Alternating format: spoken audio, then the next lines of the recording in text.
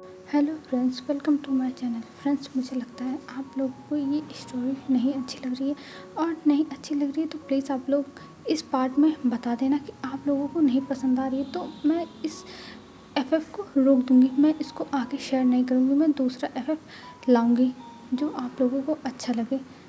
तो आप लोग कमेंट सेक्शन में बता देना आप लोगों को ये एफएफ सुनना है कि नहीं, क्योंकि इस पर ना व्यूज़ आ रहा है, ना कमेंट्स आ रहा है, ना लाइक आ रहा है। तो मुझे लगता है मुझे इस एफएफ को रोक ही देना चाहिए। तो आप लोग बता देना। तो चलिए आज का पार्ट हम स्टार्ट करते हैं। हमने देखा था जब लैन वांगजी ने विंग को बोला था कि तुम्हारी फैमिली तो होगी नहीं जो तुम्हें इतनी टेंशन हो, पर मेरी फैमिली है, मेरे गग्गा है, मेरे अंकल जो मेरा वेट कर रहे होंगे, मुझे ढूंढ रहे होंगे, मेरे लिए चिंता कर रहे होंगे। तब ये बात सुनकर विंग को बहुत बुरा लगा था। तब विंग अपना सर नीचे करके बैठ जाता, उसकी आंखों में आंसू आ गए थे और वो कुछ बोल नहीं रहा था। तब लैन वांगजी कहता है, विभूषियान तुमको क्या हुआ, तुम भी अपना सर नीचे कर लिए। तब विंग कहता है, हाँ तुम सही कह रहे हो, मेरी कोई फैमिली नहीं है, मेरे पास कोई नहीं है, ना मेरे मॉम डैड का पता है, ना मेरे कोई ब्रदर सिस्टर है, मुझे किसी के बारे में कुछ नहीं पता। पर मेरे पास एक ग्रैनी है जो मेरा बहुत अच्छे से ध्यान रखी है। और तुम्हें पता है लैन वांगजी, मैं अपने महल में, उतने बड़े महल में मैं अकेले रहता हूँ, मेरे पास कोई नहीं है, फिर भी मैं खुश हूँ क्योंकि मेरे पास मेरी जनता है जिनकी मुझे सेवा करनी है। और आज तक मुझे अपनी फैमिली की कमी नहीं फील हुई क्योंकि मेरे पास इतने काम रहते हैं कि मुझे कभी भी उनकी ज़रूरत पड़ी ही नहीं। और हाँ, मुझे नहीं है टेंशन कि मुझे कोई ढूंढेगा, क्योंकि मुझे पता है कि जो मेरे सैनिक हैं वही मुझे भले ढूंढे, और कोई मुझे ढूंढने वाला नहीं है।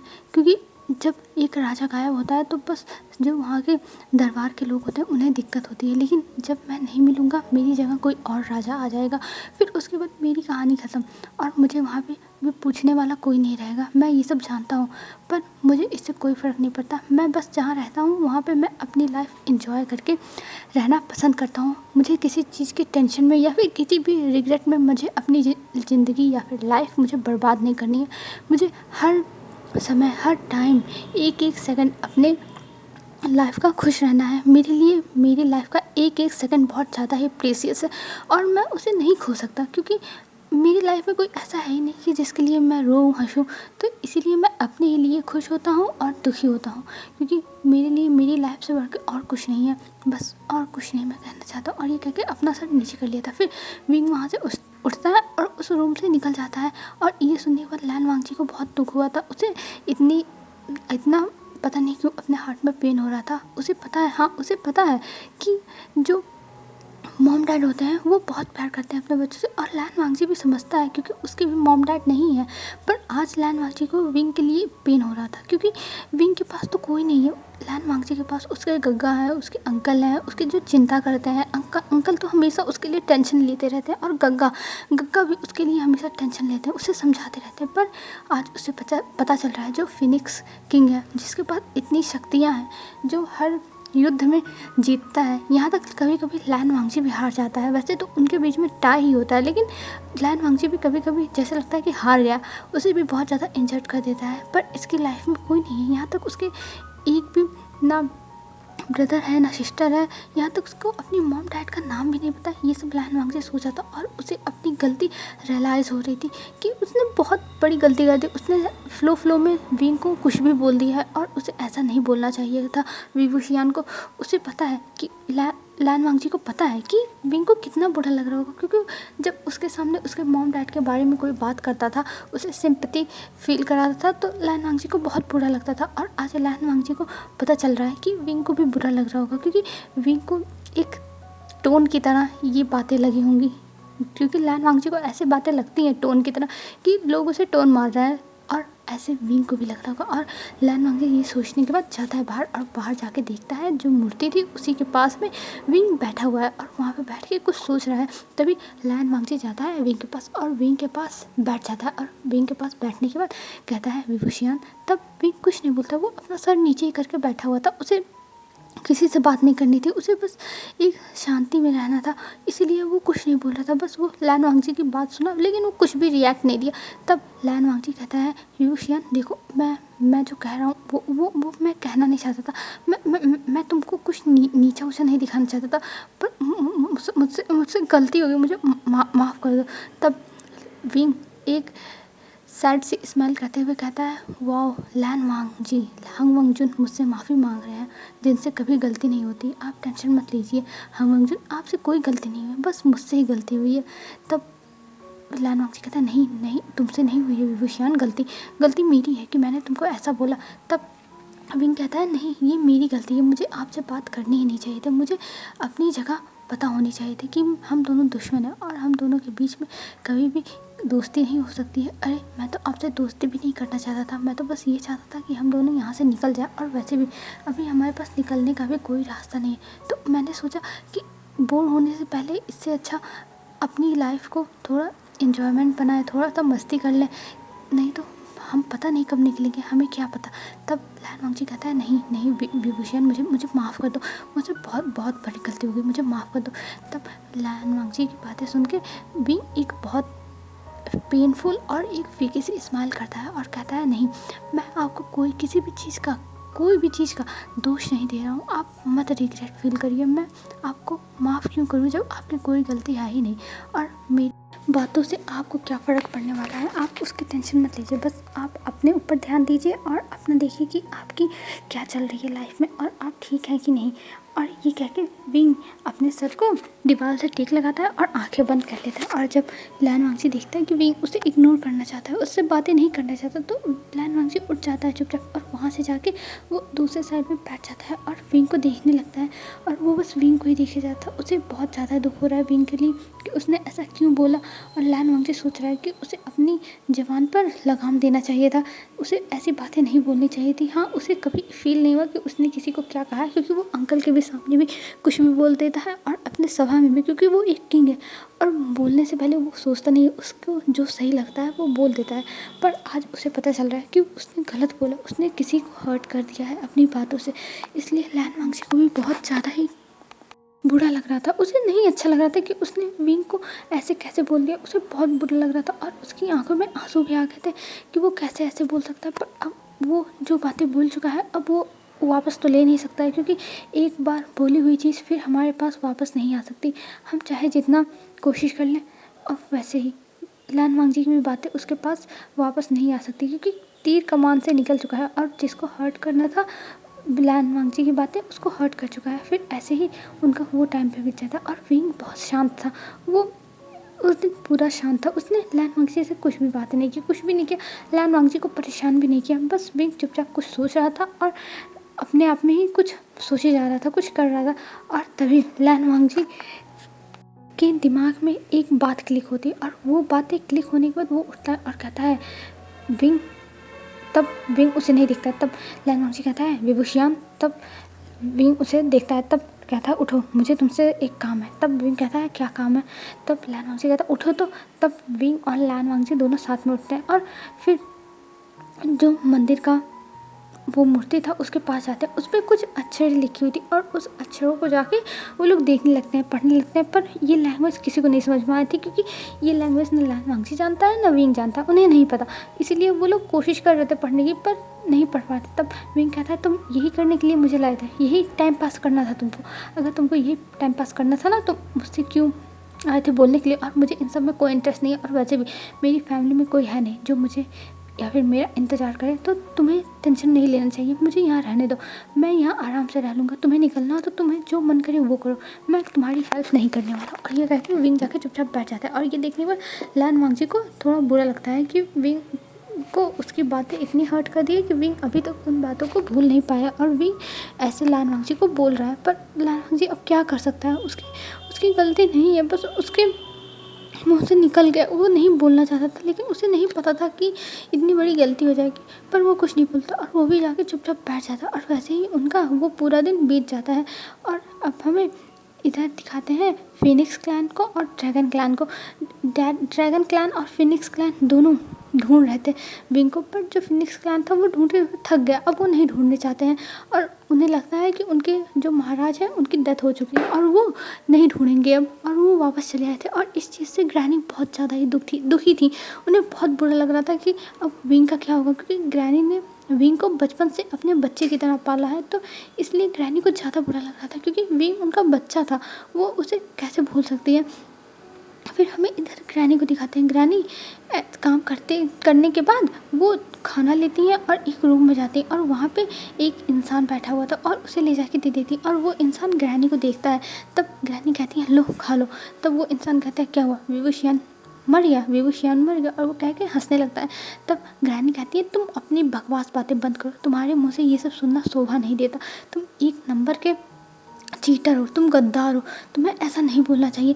तब वो इंसान कहता है ओह कौन बोल रहा है मुझे, तुम बोल रही हो, मैं कोई चीटर या फिर गद्दार नहीं था, मुझे ये सब बनने पे तुम लोगों ने मुझे ये सब बनाया और मैं ये सब बनता नहीं कभी, लेकिन ये सब तुम लोगों की गलती है, तुम लोगों की वजह से ये सब हुआ है, मैं ऐसा कुछ नहीं करता। तब ग्रैनी कहती है सब तुम्हारी गलती है, सब तुम्हारी गलती है, तुम्हारी वजह से ये सब हुआ है, अगर तुमने ये सब ना किया होता तो नहीं हुआ था। पर वो इंसान हंसता रहता और कहता है मैं भी देखता हूँ कि विभूषियान कैसे वापस आता है, वो अब नहीं आने वाला। तब ग्रैनी गुस्सा हो जाती है और उसका खाना वहीं रख के उस इंसान का वहाँ से उस दरवाजे में लॉक लगा के वहाँ से चली जाती है। और उन्हें अब बहुत गुस्सा आ रही थी उस इंसान के ऊपर, उनका मन कर रहा था कि उसे पीट पीट के फेंक दे, पर वो कुछ नहीं कर सकती क्योंकि विंग नहीं चाहता है कि इस इंसान को कुछ हो। और हमें इधर दिखाते हैं ड्रैगन क्लैन को। ड्रैगन क्लैन में लैन शिजान और जो जियान थे वो पूरे जगह को एक कर दिए थे, मतलब ज़मीन आसमान सब एक कर दिए थे लैन वांगजी को ढूंढने के लिए। पर लैन वांगजी का कहीं कोई क्लू नहीं, यहाँ तक उन्हें ये भी नहीं पता चल रहा है लैन वांगजी की शक्तियाँ कहाँ हैं, उन्हें ये भी नहीं पता है। और उन्हें लैन वांगजी की जो ड्रैगन पावर है उससे ढूंढने की भी कोशिश कर रहे हैं, पर लैन वांगजी का कहीं नहीं पता चल रहा। और इस चीज़ की वजह से अंकल की तबीयत दिन प्रतिदिन ख़राब होती जा रही है और अंकल बस लैन वांगजी का ही नाम ले रहे हैं। और इधर जो शिजान है, लैन शिजान, उनके ऊपर अब राज्य की भी सारी कारोबार आ चुके हैं और उन्हें अब ढूंढना होगा लैन वांगजी को। और इन दोनों कामों की वजह से लैन शिजान भी बहुत ज़्यादा फ्रस्ट्रेट हो गए हैं क्योंकि वो कभी राज्य के काम करते नहीं थे। हाँ, वो लैन वांगजी की हेल्प करते थे, लेकिन जैसे उनके ऊपर कोई जिम्मेदारी नहीं रहती थी कि उन्हें ये करना ही है तो करना है। पर अब उनके ऊपर जिम्मेदारी हो गई है, उन्हें अब हर काम करना होगा, उन्हें अब हर चीज़ देखना होगा, देखभाल करना होगा हर चीज़ का, अपने राज्य का, अपने अंकल का, और ये प्लस उन्हें लैन वांगजी को ढूंढना होगा। और इस वजह से शिजान बहुत ज़्यादा परेशान थे और सबसे ज़्यादा तो वो परेशान थे लैन वांगजी के लिए, क्योंकि लैन वांगजी उनका ब्रदर है और वो अपने ब्रदर को ऐसे खो नहीं सकते हैं, वो उसे ढूंढ के रहेंगे। और इधर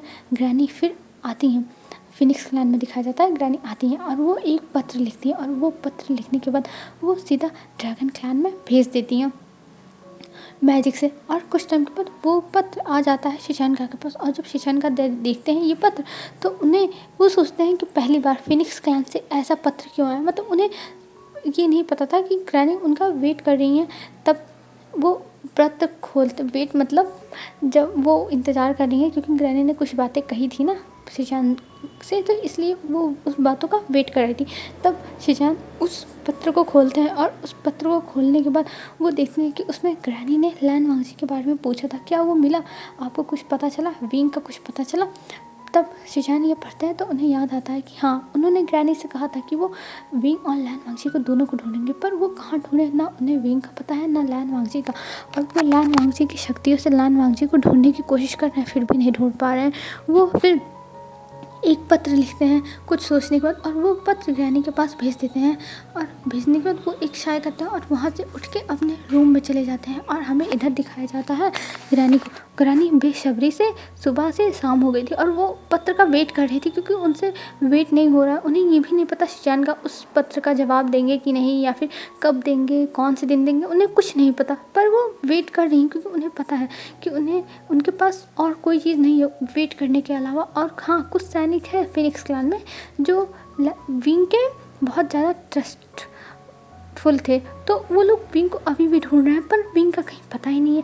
और इस वजह से वो लोग बहुत ज़्यादा टेंशन में है क्योंकि अगर राज्य में राजा ही नहीं रहेगा तो उनका राज्य का क्या होगा, उनके राज्य की तो में एकदम तबाही मच जाएगी, बर्बादी आ जाएगी उनके राज्य में। तो इस वजह से वो लोग बस विंग को ढूंढ रहे थे और विंग मिल भी नहीं रहा था। पर कुछ लोग जो थे और लोग वहाँ पे जो हॉल में रहते थे, सभा में मतलब, वो लोग अब विंग को हटा के किसी और को राजा बनाना चाहते थे। और इस चीज़ के लिए बहुत लोग मान भी गए थे, पर जो ग्रैनी थी वो कहती है नहीं, विंग के सिवा और कोई राजा नहीं बन सकता, क्योंकि जो पावर थी, कुछ पावर विंग ने ग्रैनी को भी दी थी, क्योंकि ग्रैनी उस बचपन से विंग का ध्यान रखती आई है और विंग के पास ग्रैनी के सिवा कोई नहीं है, तो इसलिए कुछ पावर विंग ने ग्रैनी को दी थी। तो उस पावर से ग्रैनी इन लोगों को रोक के रखी थी। और कुछ सिपाही भी थे जो विंग की तरफ थे, तो वो लोग भी एक हाई लेवल के सिपाही थे, तो इस वजह से उन लोगों के भी सामने ये लोग नहीं बोल सकते, क्योंकि उन्हें विंग ने खुद ट्रेनिंग दिलवाई है और वो भी स्पेशल ट्रेनिंग। ये लोग सबसे ऊपर के सिपाही हैं जिनको विंग ने भर्ती किया है अलग से, तो इस वजह से इनके आगे किसी की नहीं चलती। और इस वजह से कुछ जो सभा के मंत्री थे वो लोग फ्रस्ट्रेट होते थे कि आखिर में किंग के बिना ये गद्दी कब तक रहेगी। पर जो ग्रैनी थी वो कहती है आखिर में ड्रैगन क्लैन का भी तो किंग गायब हुआ है, फिर भी वो लोग वेट कर रहे हैं ना, वो लोग ढूंढ रहे हैं, तो आप लोग वेट क्यों नहीं कर पा रहे हैं, आप लोग इम्पेशेंट क्यों हो रहे हैं, आपको ऐसा नहीं करना है। और जब तक ड्रैगन क्लैन में कोई राजा नहीं बनता तब तक फिनिक्स क्लैन में भी हमारे किंग का वेट होगा। जब तक वो लोग वेट कर सकते हैं तब तक हम लोग भी वेट कर सकते हैं। और इस चीज़ पे मंत्रियों को मानना पड़ा था, क्योंकि वो भी अब इसके आगे नहीं बोल सकते हैं। और ये भी बात सही है ना, जब एक क्लैन अपने किंग को ढूंढ रही है और वो लोग ऐसा कुछ नहीं कर रहे हैं, तो इनके क्लैन को इतना इम्पेशेंट होने की क्या ज़रूरत है। हो सकता हो इनके किंग आ जाए, और जब इनके किंग आएंगे तब और बड़ी दिक्कत हो सकती है। तो इस वजह से ये लोग वेट कर रहे हैं, क्योंकि अगर किंग आ गए और यहाँ पे कोई और किंग बन गया तो युद्ध छिड़ जाएगा और फिर किसी को समझ में नहीं आएगा कौन किसकी तरफ से रहे, क्योंकि जो भी जीतेगा वो एक ही राज्य पे राज करेगा और राज्य के अंदर की ही लड़ाई हो जाएगी, तो इसलिए दिक्कत हो जाएगी। तो इसलिए सब लोग फैसला करते हैं कि वो लोग वेट करेंगे विंग का। और विंग का वेट करते हुए वो लोग कुछ टाइमलाइन भी देने की कोशिश करते हैं, पर ग्रैनी नहीं मानती। वो कहती है जब तक ड्रैगन क्लैन में नहीं किंग बनते हैं तब तक यहाँ भी नहीं बनेंगे। और ये कह के ग्रैनी वहाँ से चली गई थी। और उन्हें तब पता चलता है कि जो लैन शिचान है उनका लेटर आया, और वो लेटर जब वो लेती हैं वो बहुत एक्साइटेड होकर उस लेटर को खोलती हैं, क्योंकि उन्हें कुछ उम्मीद थी शिचान से कि आखिर में कुछ ना कुछ तो मुझे पता चलेगा ही। और जब वो लेटर खोलती हैं तब उन्हें निराशा ही हाथ लगती है, क्योंकि जो लैन शिचान थे उन्हें भी कुछ नहीं पता चल रहा है, वो भी ढूंढ रहे हैं, पर उन्हें भी नहीं पता कि ये लोग कहाँ गए, कैसे हैं, क्या कर रहे हैं, कुछ नहीं पता। वो भी बस अब इंतज़ार ही कर सकते हैं अपने सैनिकों का। और वो खुद तो ढूंढने जाना चाहते थे, पर जो उनके अंकल हैं उनकी तबीयत इतनी ज़्यादा ख़राब हो गई थी कि लैन शिचान नहीं जा पाए, क्योंकि अंकल के भी पास किसी न किसी को रहना होगा। जब लैन वंगजी गायब है तो अंकल की देखभाल करना शिचान की जिम्मेदारी है, तो इसलिए शिचान नहीं जा पाए। पर वो जहाँ तक हो सकता है वहाँ तक अपने सैनिकों को भेजते हैं और रोज़ उन लोगों से पूरी बाकायदा जानकारी लेते हैं कि आखिर में वो लोग कहाँ गए, कितनी देर ढूंढे, कहाँ पे ढूंढे, सब कुछ। पर लैन वंगजी और विंग के बारे में कुछ भी नहीं पता चल रहा है, और कुछ भी नहीं। और इधर विंग के क्लैन में जो लोग षड्यंत्र करने वाले थे वो लोग षड्यंत्र करने लगे थे, क्योंकि अब उन्हें दूसरा राजा लाना है और कोई ऐसा है जो उनका माइंड वॉश कर रहा है, अपनी तरफ कर रहा है। तो इसलिए वो लोग उस इंसान की बात मानने के लिए तैयार हो गए थे। और जब उस इंसान के पास गए, वो उन लोगों ने बताया कि आखिर में क्या किया गया है, तब वो इंसान कहता है बस बहुत हुआ, अब मेरे पास कोई और चारा नहीं है, अब मैं हमला करूँगा फिनिक्स क्लैन पर ही, और उस गद्दी को मैं अपना करूँगी, क्योंकि वो गद्दी मेरी है और वो गद्दी मैं किसी को नहीं दे सकता हूँ। और ये कह के वो अपनी आंखों में एकदम गुस्सा लिए हुए था। तब वो लोग कहते हैं पर हमें वेट करना होगा, क्योंकि ये राज्य का जो एक नियम है उस हिसाब से है, तो हमें वेट करना चाहिए, रूल्स के हिसाब से चलना चाहिए। और वैसे भी आप वेट कर लीजिए, क्योंकि अब आएगा नहीं। तब वो इंसान कहता है कि मैं अब वेट नहीं कर सकता हूँ, मैं किसी का वेट नहीं कर सकता हूँ, अब मुझे मेरा प्लेस चाहिए, जो मेरी जगह है वो मुझे चाहिए। और ये कह के वो ज़ोर ज़ोर से हंसने लगता है, और उसकी भयानक हंसी सुन के सब लोग बहुत ज़्यादा डर जाते हैं। पर उसमें भी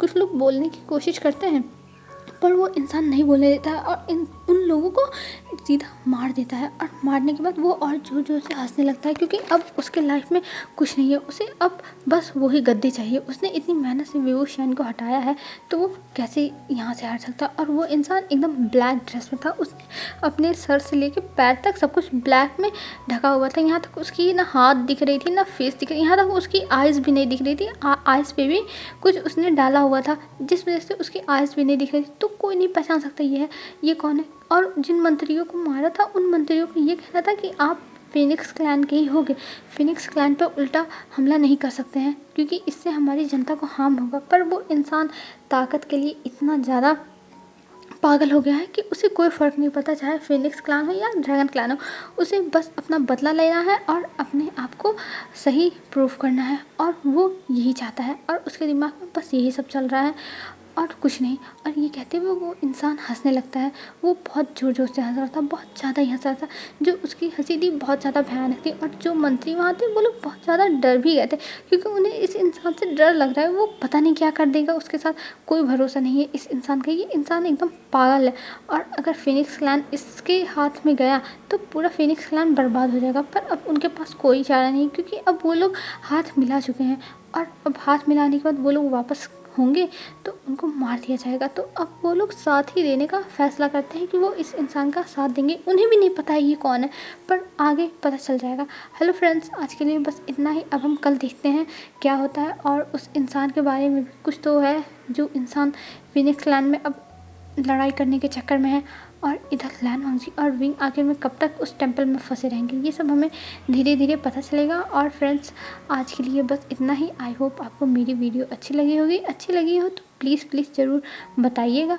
और बाय बाय फ्रेंड्स, आप लोग अच्छे से रहिएगा, अपना ध्यान रखिएगा। कल मिलते हैं एक न्यू वीडियो के साथ।